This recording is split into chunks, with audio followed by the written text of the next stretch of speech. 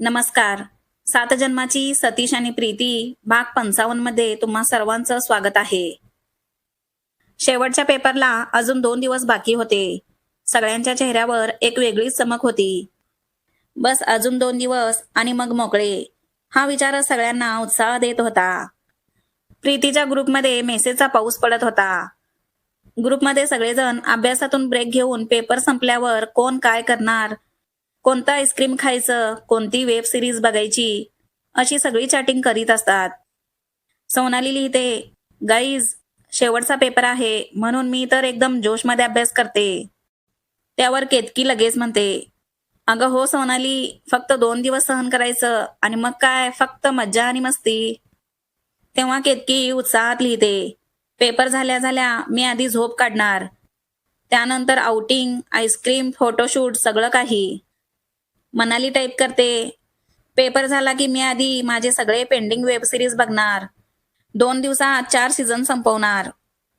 तेवढ्यात कार्तिकचा मेसेज येतो, पेपर संपल्यावर माझ्याकडून सर्वांना आईस्क्रीमची पार्टी, पण आता मात्र फक्त जीव तोडून अभ्यास करा. नीता लगेच म्हणते, अरे वा मस्तच, कार्तिकची पार्टी, सोनालीची पार्टी, म्हणजे सेलिब्रेशनचा धूमधडाकाच आहे आता. तेव्हा सतीश मेसेज करतो, हो पण आधी अभ्यास करा रे. तेव्हा सगळे हसण्याचे इमोजी पाठवत होते. तेव्हा लगेच प्रीतीचा मेसेज येतो, आता आपल्याकडे फक्त 2 दिवस उरलेत, हा शेवटचा पेपर आहे, म्हणून आता फोन चॅटिंग करून टाइमपास करायला नको, हे 2 दिवस फक्त अभ्यासावर फोकस करूया. तिचा मेसेज वाचून सगळ्या एकदम शांत होतात. थोड्याच वेळात नीताचा मेसेज येतो, हो बरोबर आहे प्रीती, आपल्याला खरंच आता 2 दिवस फोनपासून दूर राहायला हवं, आता फक्त अभ्यास केला पाहिजे, नंतर तर आपण सगळे मिळून धमाल करणारच आहोत. तेव्हा केतकीही म्हणते, यस चला मग आता चॅटिंग बंद, आजपासून 2 दिवस फक्त अभ्यास आणि शेवटचा पेपर झाल्या झाल्या धम्माल पार्टी करूया. सोनाली हात जोडून इमोजी पाठवते, ठीक आहे मॅडम, मी तर नोटिफिकेशनही बंद करते, नाहीतर माझे बोट आपोआप कीबोर्डवर जातात. सगळे हसतात आणि ठीक आहे, डन, यस असे मेसेज पाठवतात. शेवटचा पेपर असल्याने थोडा आळस चढलेला असतो, पण त्यानंतर फुल मस्ती करायची आहे या विचाराने सगळे अगदी मनापासून अभ्यास करत होते. परफेक्ट तयारी, हसत खेळत केलेला अभ्यास आणि पेपर नंतरच्या मज्जेचे प्लॅन्स, या सगळ्यात 2 दिवस कसे गेले कळलंच नाही. आणि शेवटी सगळ्यांनी आतुरतेने वाट पाहिलेला दिवस आला, म्हणजे शेवटच्या पेपरचा दिवस आला. तेव्हा सकाळची हवा पण वेगळीच वाटत होती. थोडासा तणाव, एक्साइटमेंट आणि थोडीशी धडधड होती, पण त्यात एक मोठा आनंदही लपलेला होता. कॉलेजच्या गेटसमोर प्रीती, नीता, सोनाली, केतकी, मनाली सगळ्याच एकमेकींना भेटतात. त्यांच्या सगळ्यांच्या चेहऱ्यावर हलकासा ताण होता, पण डोळ्यात एक चमकही होती. तेव्हा नीता हात हलवत म्हणते, गाईज पेपर संपला की सरळ कॉलेजच्या गार्डनमध्ये जमायचं, ओके. सोनाली लगेच म्हणते, हो, तिथे बसून मस्त गप्पा मारू आणि सेलिब्रेशन करू. प्रीती हसत म्हणते, हो, सतीश आणि कार्तिकलाही मेसेज करून सांगा. केतकी ताबडतोब सतीश आणि कार्तिकला मेसेज करते. सगळे एकमेकींना बेस्ट ऑफ लक देतात आणि शेवटचा पेपर देण्यासाठी क्लासरूममध्ये जातात. बेल वाजते आणि शेवटची प्रश्नपत्रिका हातात येते. एका क्षणासाठी सगळे शांत असतात आणि मग एकदम सगळ्यांच्या चेहऱ्यावर हलकं स्मित येतं, कारण हा पेपर खरंच एकदम सोपा असतो. त्यामुळे सगळे दुप्पट उत्साहाने पेपर लिहित असतात. शेवटचा पेपर असल्यामुळे सगळ्यांचे हात जरा वेगाने चालत होते. बघता बघता पेपरची वेळ पूर्ण होते आणि सगळे मोठा सुस्कारा सोडतात. पेपर देऊन सगळे बाहेर पडतात आणि एकदम मोठा आवाज करतात, यस परीक्षा संपली. कोणी उड्या मारत होते तर कोणी आनंदाने फायनली फ्री असं ओरडत होते. मुलांचे ग्रुप तर एकदम वेगळ्या मूडमध्ये होते. कॉलेजच्या बाहेर मुलांचे ग्रुप फटाके उडवत होते. संपूर्ण कॉलेजमध्ये सगळीकडे हसण्याचा आवाज, सेल्फी, फोटो काढणे अशी सगळी धमाल चालू होती. सगळ्यांनी आधी ठरवल्याप्रमाणे प्रीतीचा सगळा ग्रुप कॉलेजच्या गार्डनमध्ये येऊन बसले होते. तेव्हा केतकी म्हणते, गाईज आपण सगळ्यांनी खरंच छान मेहनत केली, आजचा पेपर तर अगदी मजेत गेला. सगळेजण चिप्स खात गप्पा मारत बसले होते. तेव्हा सगळ्यांचा मूड एकदम फ्रेश होता. तेव्हा नीता म्हणते, गर्ल्स, आपला ग्रुप अभ्यासात आणि एन्जॉयमेंटमध्ये दोन्हीमध्ये नंबर 1 आहे. ना जास्त टाइमपास ना जास्त ताण, दोन्ही व्यवस्थित बॅलन्स आहे. सगळ्या लगेच हसत म्हणतात, हो अगदी करेक्ट. आपण अभ्यासही करतो आणि धमालही करतो.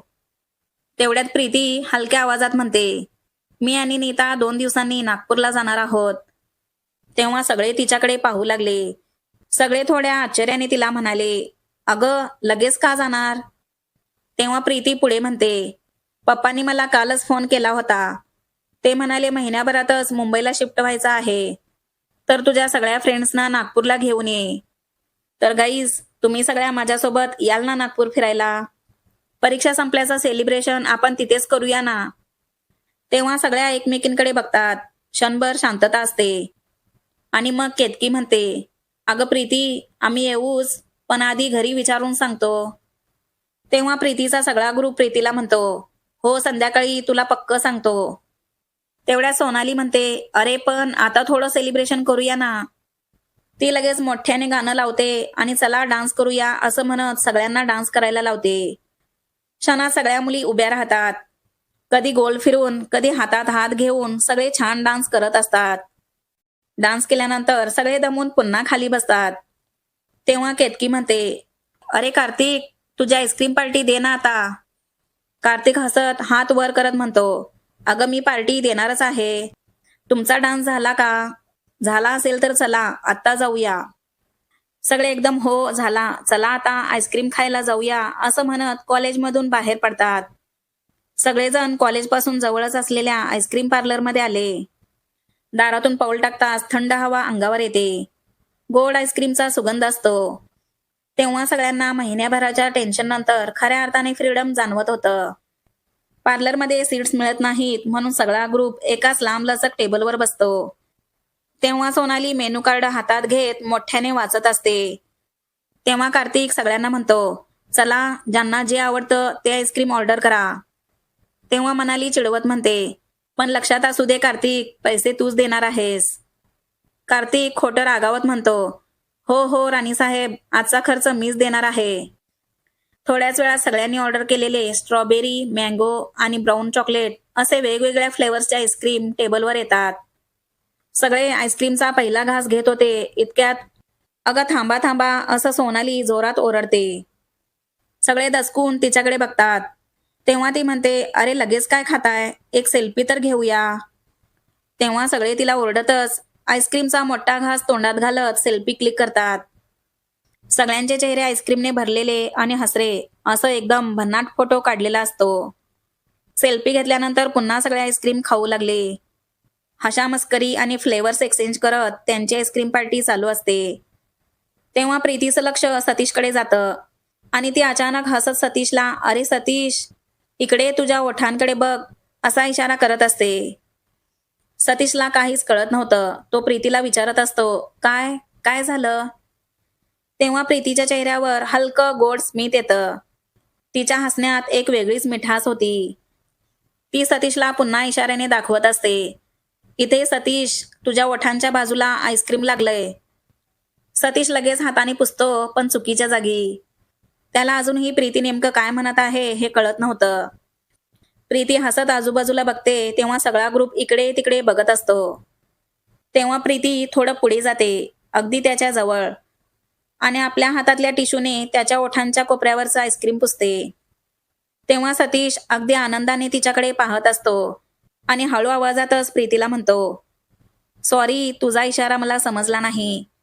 आणि थँक्यू, तू स्वतःच येऊन आईस्क्रीम पुसल्याबद्दल. तेव्हा प्रीती थोडी हसते आणि लाजतच आईस्क्रीम खात असते. सगळ्यांचा आईस्क्रीम खाऊन झाल्यानंतर उठत असताना कार्तिक मोठ्याने म्हणतो, चला आज माझी आईस्क्रीम पार्टी झाली.